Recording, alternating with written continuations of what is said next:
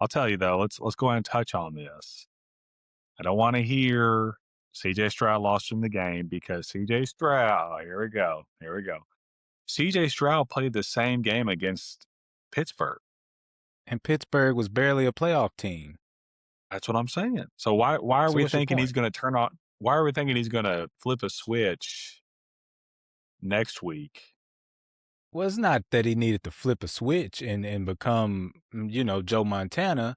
He just needed to not be terrible. You just take care of the ball. That's Y'all it. win that game easily. That's fair. Hey, the best thing I saw on Twitter, it said 31 other quarterbacks in the NFL win that game versus New England.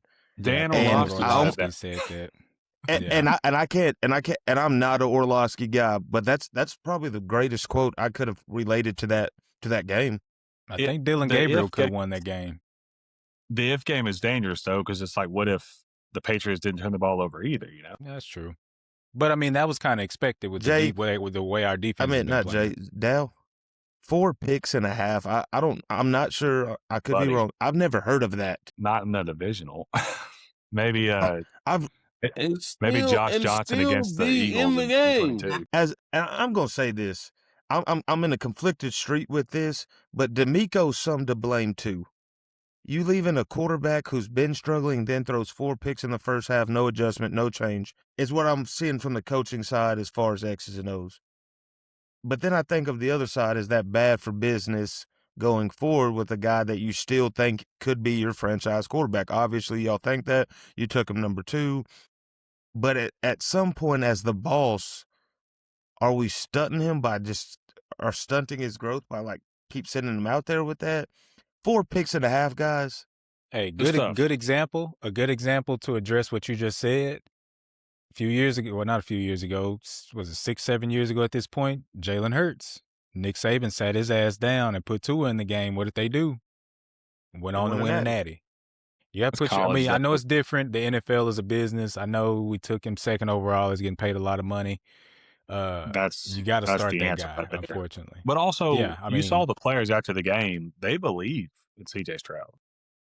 So I don't think that would have went over well. And Davis Mills, great, nothing wrong with Davis Mills, but I don't think that would have rallied the troops. You know what I mean?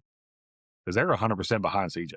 I think it was a learning lesson, man. I mean, like he said, I think he said it perfectly. He can't be Superman, and he's not used to not having to do that. He needs to rely on his defense.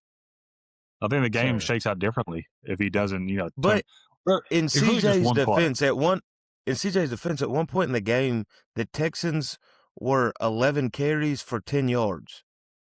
Well, when you rely so much on a quarterback in that type of weather, in that type of environment, and our run game is literally 0, that's a tough situation for any quarterback to be in. It is. The problem that I have is the picks, not the lack of production. It's the turnovers.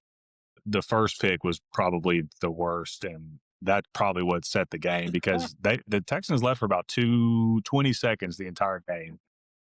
And then you see CJ running backwards, throwing the ball in the air, he's getting sacked, and it's a pick 6. And from then on, you could just feel it in the air. It was over. I said Joe Montana. And when Ramondre, they were stopping Travion, but when Ramondre came back from that eye injury, he was gashing him. So by that point, the defense had they were gassed.